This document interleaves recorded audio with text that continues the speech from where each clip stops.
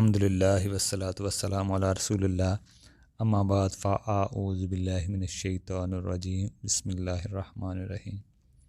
नमाज जनाजे का तरीका हम देख रहे हैं कि नमाज जनाजा सिरन पढ़ा जाए या जहरन। लेकिन असल तो सिरन ही है, लेकिन जहरी भी बरर पढ़ा जा सकता है, लेकिन असल यही है कि सिरी नमाज जनाजा होना चाहिए। एक हदीस है, हदीस से मिलता है कि हज़रत अबू अमामा रज़ी अल्लाह अन्हु से अल्लाह के नबी ने आस्ता किरात की थी। अल्लाह के नबी ने आस्ता, उनसे मिलता है कि अल्लाह के नबी ने आस्ता किरात की थी। दूसरा मसला इसमें यह है कि शेख नासरुद्दीन बानी कहते हैं कि सूरत फातिहा के बाद कोई दूसरी सूरत भी पढ़ी जा सकती है नमाज जनाजा में। बाद ने कहा है कि कोई मुख्तसर सूरत हो, मुख्तसर आप सूरत पढ़ें, छोटी हो यानी। दूसरा मसला सुना का मसला है कि दुआए इस्तफ्ता क्या पढ़ेंगे कि नहीं। शेख नासरुद्दीन बानी कहते हैं कि दुआए सना नहीं पढ़ेंगे। वो कहते हैं कि क्योंकि इसका ज़िक्र नहीं मिलता। लेकिन बाज़ अहले इल्म कहते हैं कि जैसे दूसरी नमाज़ों में पढ़ेंगे इसी तरह इस नमाज में भी पढ़ेंगे, चाहे ज़िक्र ना भी मिले, क्योंकि इसको भी नमाज ही कहा गया है। क्योंकि कोई नहीं भी अगर पढ़ता तो कोई इसमें मसला नहीं है। वैसे ही ये सुन्नत है, कोई फ़र्ज़ नहीं है ये मसला, जो दुआ सना का जो मसला है। तो ये इसमें बात है, वैसे ये सुन्नत है, अगर कोई नहीं भी पढ़ता तो हम इसको इख्तलाफ़ी राय हैं उलमा की, वो मैंने बताई हैं। बात कहते हैं जैसे आम नमाज़ों में पढ़ा जाएगा, इसमें भी पढ़ा जाएगा। शेख नासरुद्दीन बानी कहते हैं कि इसकी कोई सबूत नहीं है, इसका कोई ज़िक्र नहीं मिलता। तो ये इसमें उलमा की दो राय हैं, लेकिन वैसे भी ये सुन्नत है, फ़र्ज़ नहीं है। अगर कोई नहीं भी पढ़ता तो ये कोई मसला नहीं है। बाकी नमाज जनाजा की जो तरीका है, पहली तकबीर के बाद सना या सूरत फातिहा, इसके बाद कोई भी सूरत आप पढ़ सकते हैं। दूसरी तकबीर के बाद दुरूद इब्राहीम पढ़ा जाएगा। तीसरी तकबीर के बाद मैयत के लिए दुआ करें, जो भी दुआएं साबित हैं।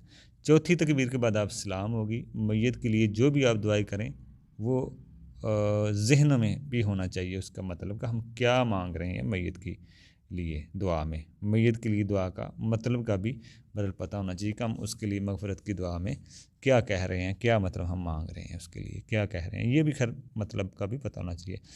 नमाज जनाजा में जो सलाम फेरने का मसला है, ये दोनों तरफ सलाम फेरने के दलाइल, एक तरफ सलाम फेरा जाएगा या दोनों तरफ, इनके देखें बाज़ फ़ुक़हा दोनों तरफ सलाम फेरने के कायल हैं, क्योंकि जैसे दूसरी नमाज़ों के अहकाम हैं इसके भी यही होंगे।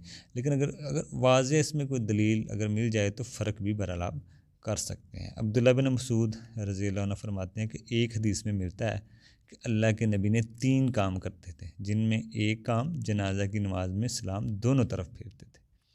ये अल्लाह के नबी का तरीका था उनके यहाँ, उनका ये फरमाते हैं अब्दुल्लाह बिन मसूद। इमाम बहकी ने भी रवायत की है, एक उनसे भी करवाया था कि अल्लाह के नबी जैसे नमाज में दोनों तरफ सलाम फेरते थे, वैसे नमाज जनाजा में भी वो फेरा करते थे। अब्दुल्लाह बिन मसूद कहते हैं कि अल्लाह के नबी आम नमाज़ों में भी दोनों तरफ सलाम फेरते थे। इससे साबित हुआ कि दोनों तरफ सलाम फेरना जायज़ है। दूसरा मसला, बाज़ कहते हैं कि फ़र्ज़ और वाजिब एक ही तरफ सलाम फेरना है, फ़र्ज़ और वाजिब। दूसरा, एक तरफ सलाम फेरने का मसले की दलील हज़रत अबू हुरैरा से रवायत मिलती है कि वहाँ एक तरफ सलाम का ज़िक्र मिलता है। फरमाते हैं कि अल्लाह के नबी ने नमाज जनाजा पढ़ी, 4 मरतबा तकबीर कही और 1 मरतबा इस्लाम फिरा। तो बाद साहबा का अमल भी वो इसी तरह नकल करते हैं जिनसे ये साबित है, वो एक ही तरफ सलाम फेरते थे। दोनों अमल की हदीसें बरल मिलती हैं, सही है, हसन के दर्जे की हैं, मतलब कि दोनों तरीके साबित हैं। जैसे इसमें ज़्यादा परेशानी होना चाहिए, फ़िक़्ह हम्बली वाले एक तरफ सलाम फेरते हैं और अहनाफ, शवाफ़ी और अहले हदीस ये दोनों तरफ फेरते हैं। बहरहाल इसमें कभी उस तरह कर लेना चाहिए, कभी उस तरह का, कभी एक तरफ फेरनी चाहिए, कभी दोनों तरफ। ये बहरहाल इख्तलाफ का इसमें मसला नहीं बनना चाहिए। दोनों तरफ भी बहरहाल साबित है, दोनों तरफ भी बंदा का कभी एक तरफ फेर ले, ये भी तरीका साबित है, कभी दोनों तरफ फेर दे। इसमें बहरहाल कोई इख्तलाफ का मसला नहीं बनाना चाहिए, झगड़े का मसला नहीं बनाना चाहिए। और हमें ये मसाइल सीखने भी चाहिए।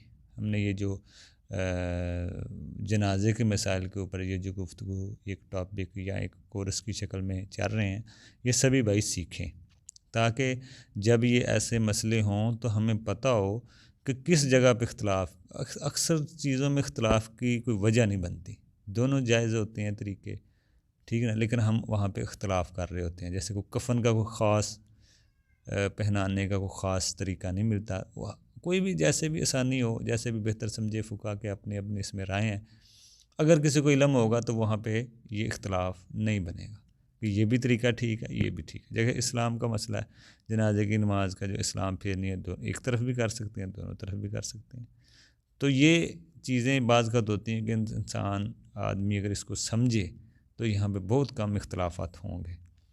तो कोई भी चीज़ है वो हमें सुन्नत के मुताबिक अगर करेंगे तो उसका अजर है। वैसे तो आप जैसे भी कर दें, जैसे दफ़न का मसला है तो दफ़न तो आप वैसे भी कर दें, वो एक फ़र्ज़ हो जाएगा। लेकिन एक सुन्नत तरीका, आगे जो हमारा जो मसला है वो दफ़न का ही मसला है कि मैयत को दफ़न कैसे किया जाए, उसका बेहतर तरीका क्या है, ठीक है ना, सुन्नत तरीका क्या है। वैसे तो आप ज़मीन खोद कर दफ़न कर दें तो ये भी तरीका ठीक है, आपका फ़र्ज़ हो जाएगा। लेकिन सही तरीका क्या है जो शरीयत के मुताबिक है, तो वो हम इंशाअल्लाह आगे वाले पार्ट में देखेंगे।